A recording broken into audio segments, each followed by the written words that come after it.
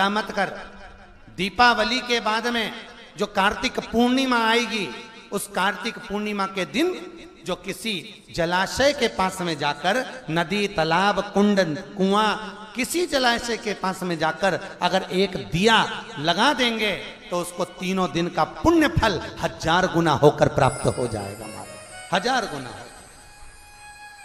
इसलिए हमारे यहां पर दीपावली को तो केवल दीपावली कहते हैं, पर कार्तिक की पूर्णिमा को देव दीपावली कहते हैं। कौन सी दिवाली है? जम के बोलो जरा। देव दीपावली।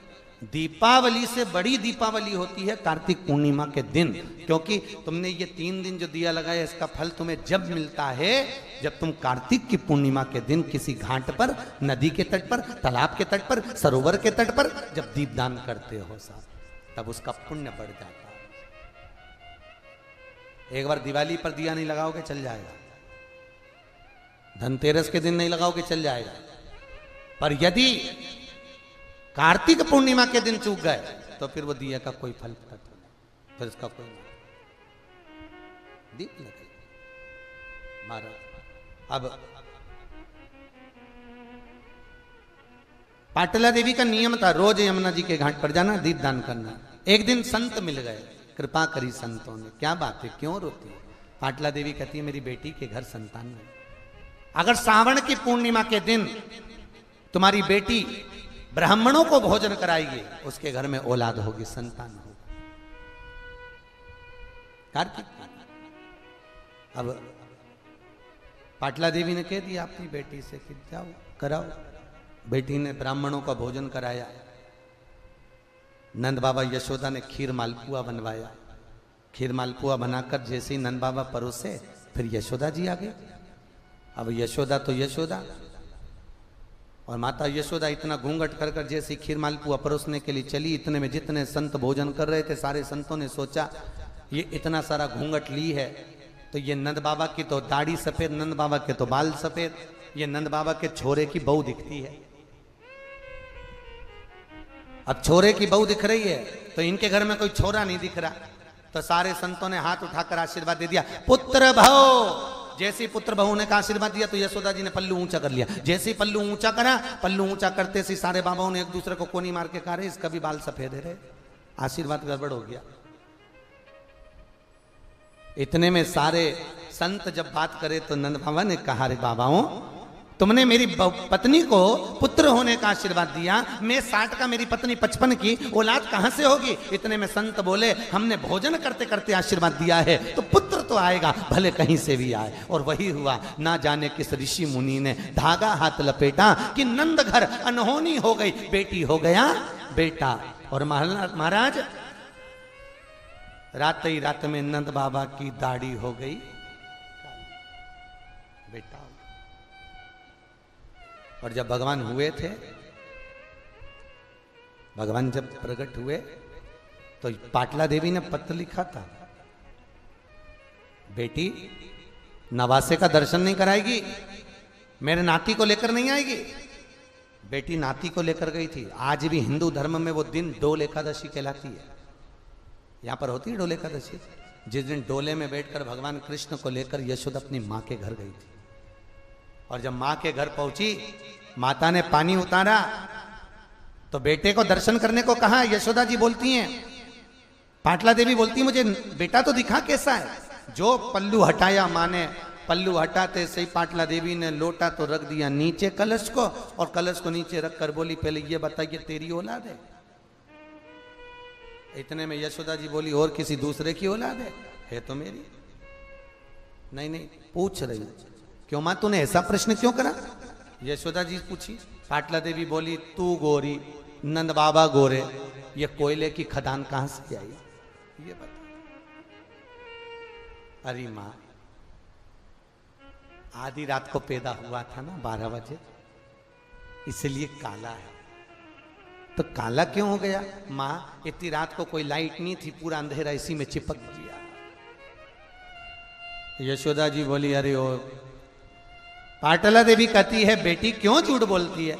आधी रात को चांद तो निकला था वैसा हो जाता। तो फिर बोली मां इतने बुढ़ापे में 55 साल की उम्र में मेरे स्तनों में दूध नहीं आया तो इसको गाय का दूध पिलाया।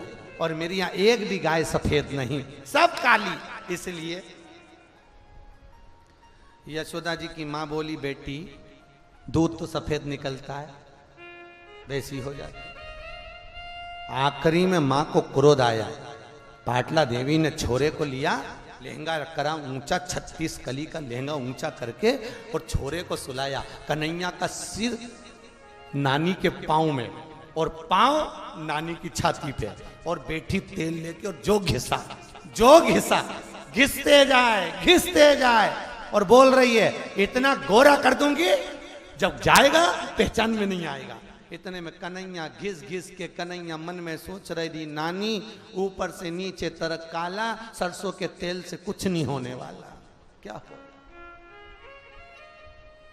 अच्छा सत्य बताना ईमानदारी से, मां बहू के छोरा छोरी को ज्यादा घिसती है कि बेटी के छोरा छोरी को ज्यादा घिसती है? बिल्कुल सत्य बोलना। मां अगर घिसती है तो बेटी के छोरा छोरी को ज्यादा घिसती है, बहू के नहीं। क्योंकि बहू के छोरा छोरी को जब जब घिसती है, जैसे घिसने बैठती है, इतनी देर में बहू ही छाती पे खड़ी, मम्मी जरा धीरे, मम्मी जरा धीरे। इतने में मम्मी को गुस्सा आ जाता, हमने तो छोरा छोरी पाले ही नहीं, ले तू ले ले, और बेचारी सास उठा के बहू को दे दे। और छोरी के छोरे को जब घिसने बैठती है, बेटी के बेटे को, तो बेटी को विश्वास रहता है, जब मेरी माँ मुझे बड़ा कर सकती है तो मेरे बच्चे को भी बड़ा कर देगी। इसलिए बेटी कभी नहीं बोलती कि वो क्या कर रही, बेटी को विश्वास इतना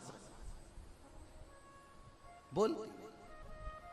और महाराज ऐसा सुंदर श्रृंगार किया है, मस्तक पे मलिया गिरि चंदन ऐसा तिलक लगाया, मोर मुकुट कानों में कुंडल ऐसा मुकुट सजाया, और महकता रहे ये दरबार सांवरे, तेरा किसने किया। भगवान सजा रही है नानी। और नानी ये कैसी होती है जो बच्चे को फिरा के भी पिना देती है। कन्हैया को झबला पिनाया, बड़ा नैनों में सुरमा होता है। कल जन्माष्टमी है, कल मनाओगे? परसों मना रहे हो? कल ही मना रहे ना। कल जन्माष्टमी है और कल माताएं देखना जब भगवान को घिसेगी,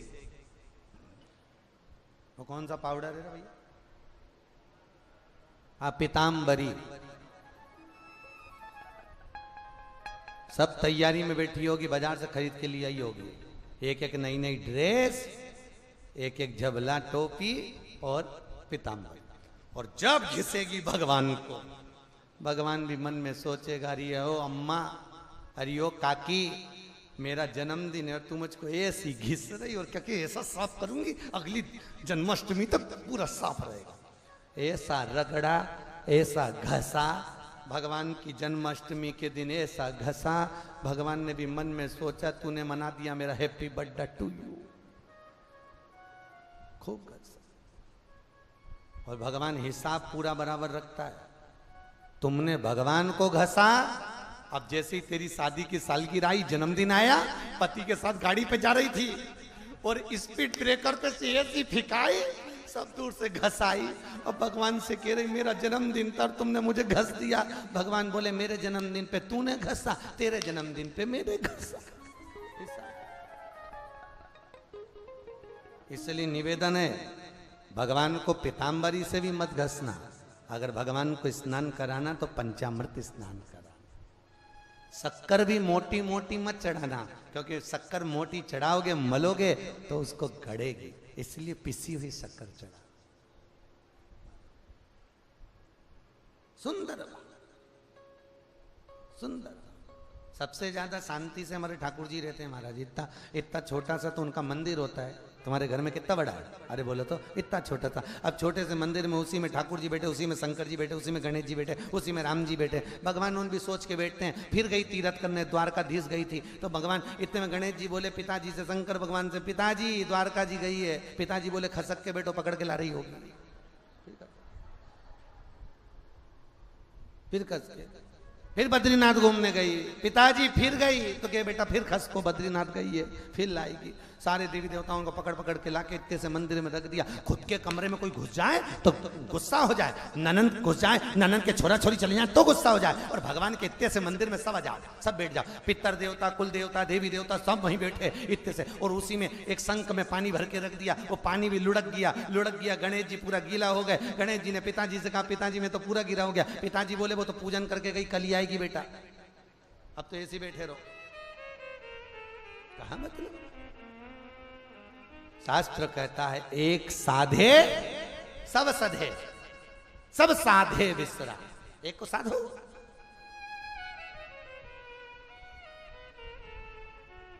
सब इतने से मंदिर में सारा देवता ऐसा कुकड़ा कुकड़ा या बैठा है,